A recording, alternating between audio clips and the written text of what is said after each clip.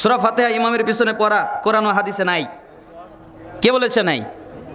হাদিসের মধ্যে এসেছে লা সালাতা লিমান লাম ইয়াকরা বিফাতিহাতিল কিতাব, যে ব্যক্তি সালাতে সূরা ফাতিহা পড়ে না তার নামাজ হয় না। এটা বোঝেন, মান বোঝেন, মান ব্যাপক। মান কি? ব্যাপক। ইমামও পড়বে, মুক্তাদিও পড়বে। এজন্য ইমাম বুখারী রাহিমাহুল্লাহ অধ্যায় কায়েম করেছেন বাব উজুবিল কিরাআ লিল ইমামি ওয়াল মামুমি ফিস সালাতি কুল্লিহা ফিস সালাওয়াতি কুল্লিহা ফিল হাজারি ওয়াস সাফারি ওয়া মা ইজহার ওয়া মা ইউখাফাত।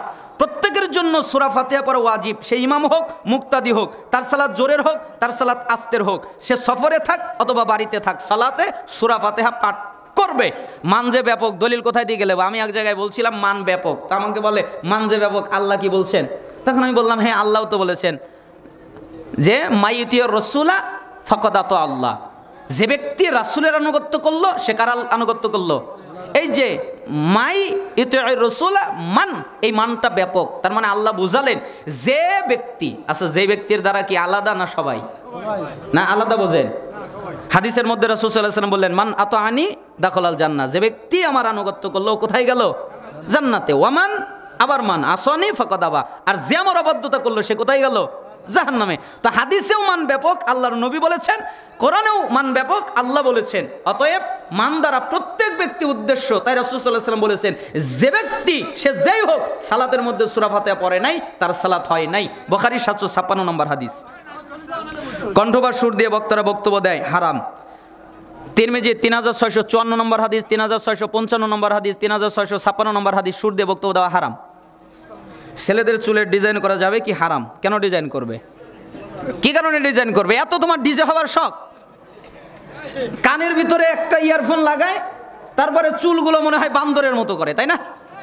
তিনভাবে চুল রাখবে, হয় বাবরি রাখবে কানের লতি পর্যন্ত, যদি তা না পারে চতুর্দিকে চুলকে সমান করবে, আর যদি তাও না পারে তাহলে ন্যাড়া হবে, পুরো চুল ছেটে ফেলবে। বুঝতে পেরেছেন? কই আমাদের তো চুল চারদিকে সমান, আমাদের তো সামনে একটু বড় রাখা লাগে না, পিছনে একটু ছোট রাখা লাগে না। আমরা সেলুনে বসলে তাকে বলি চারদিকে সমান করেন, তো সেলুনওয়ালা বলে সামনে একটু বড় করে দেয়, ভালো দেখা যাবে। তখন আমি বলি রাসূলের চাইতে আপনি বেশি বোঝেন, আল্লাহ নবী বলেছেন চতুর্দিক সমান করতে, সমান করেন। তাতে কেমন দেখা গেল আর না দেখা গেল ওটা দেখার বিষয় নয়। ঠিক যুবকেরা, তোমরা আইডল মানবে মুহাম্মদ সাল্লাল্লাহু আলাইহি সাল্লামকে, কোনো জাহান্নামী লোককে আইডল মানবা না। মুহাম্মদ সাল্লাল্লাহু আলাইহি সাল্লামকে আইডল মানো, তার আনুগত্য করো, তার অনুসরণ করো।